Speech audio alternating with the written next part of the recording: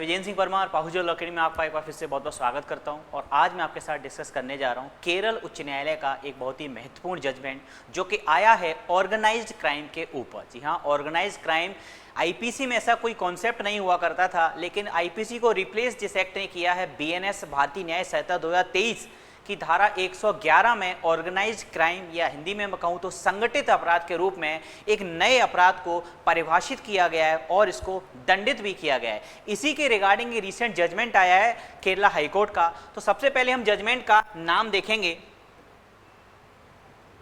Judgement का नाम है Mohammad Rashid versus state of Kerala. यहाँ जजमेंट का नाम जरूर याद रखिएगा, रीसेंट जजमेंट है और रीसेंट लॉ के ऊपर है, इसलिए इंपॉर्टेंट हो जाता है। नाम है Mohammad Rashid versus state of Kerala. अब सबसे पहले ये जानने से पहले कि केरला उच्च न्यायालय ने इस मामले में कहा क्या है, क्या इंटरप्रिटेशन ऑर्गेनाइज्ड क्राइम का किया है, हमको सबसे पहले ये थोड़ा समझना चाहिए कि ऑर्गेनाइज्ड क्राइम या संगठित अपराध होता क्या है।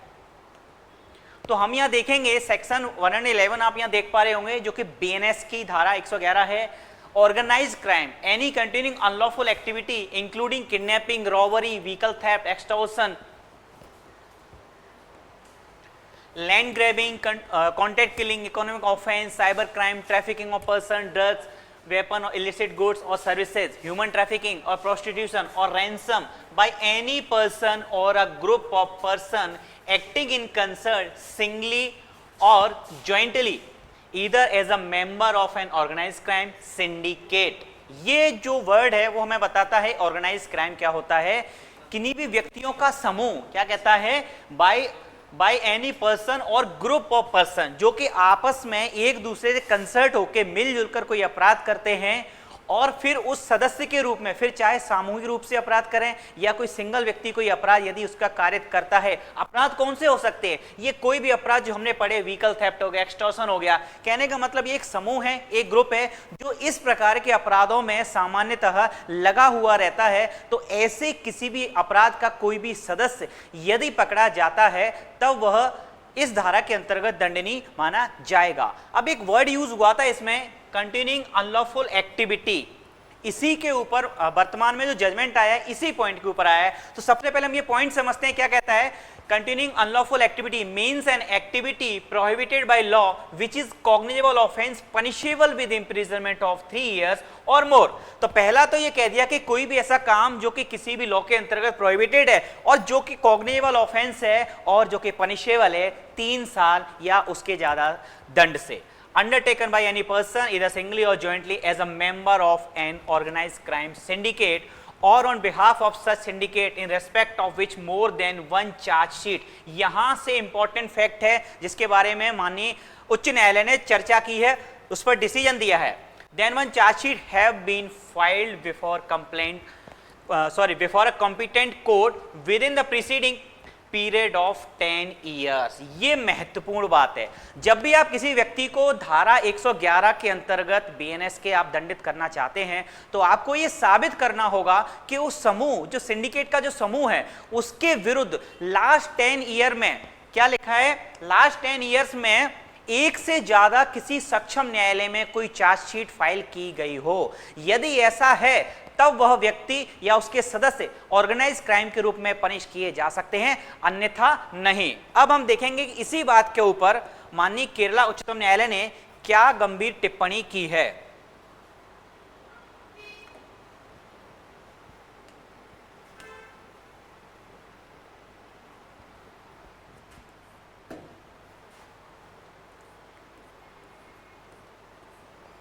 वो जो खोला था ना,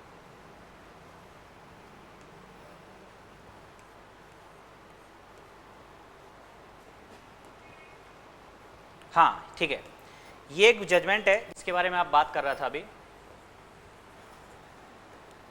देखिए यही वो जजमेंट है जिसके बारे में अभी बात कर रहा था। ये जजमेंट है केरला हाईकोर्ट का। यहाँ पर हुआ क्या, एक अभी ये फाइनल एक तरीके से कहूँ जजमेंट नहीं, ये एक ऑर्डर है केरला उच्च न्यायालय का। इसमें उन्होंने एक अभियुक्त की जमानत को अलाउ करते हुए इस विषय पर गंभीर चर्चा की। न्यायालय ने कहा, इसमें हुआ यह था कि अभियुक्त जो था वो विदेश से सोना लाने के जुर्म में पकड़ा गया था और ऐसा कहा गया था कि एक ग्रुप है, एक समूह है जो ऐसा काम करता है, जो विदेशों से सोना लाता है इल्लीगल तरीके से, लीगल तरीके से नहीं, इल्लीगल तरीके से लाता है। तब फिर उस अभियुक्त की जमानत अर्जी पर सुनवाई करते हुए, जमानत की अर्जी जब लगाई गई तब उस पर सुनवाई करते हुए न्यायालय ने 111 पर चर्चा की, क्योंकि उस अभियुक्त पर जो आरोप लगाए गए थे वो धारा 111 ऑर्गेनाइज एक्ट के अंतर्गत लगाए गए थे। तो हम देख सकते हैं यहां पर चर्चा की है, in view of the above discussion to attract an offence under section 111 subsection 1 of the BNS, it is imperative that a group of 2 or more person indulge in any continuing unlawful activity prohibited by law which is a cognizable offense। ये सारी definition जो हमने पढ़ी थी उसी पर यहां चर्चा की, ठीक है।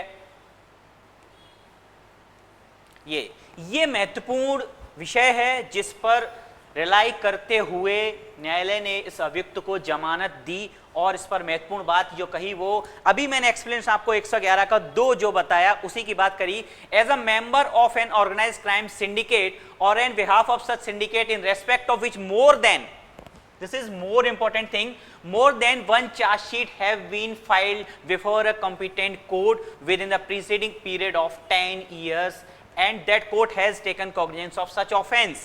उन्होंने कहा कि आप उस व्यक्ति को सिंडिकेट अपराधी तब मानेंगे जब उस सदस्य के, उस समूह के विरुद्ध किसी भी न्यायालय में, सक्षम न्यायालय में एक से ज्यादा चार्जशीट फाइल की गई हो और उस न्यायालय ने उस पर कॉग्निजेंस भी लिया हो, और वर्तमान मामले में उस समूह के विरुद्ध ऐसी कोई चार्जशीट फाइल नहीं की गई थी, इसलिए उस व्यक्ति को यह इंटरप्रिटेशन करते हुए न्यायालय ने जमानत दी। यद्यपि न्यायालय ने कहा कि यह प्राइमा फेसी इंटरप्रिटेशन होता है, बाकी के जो फैक्ट्स रहेंगे मेरिट पर डिसाइड होंगे। यही महत्वपूर्ण जानकारी थी। Thank you so much, have a nice day.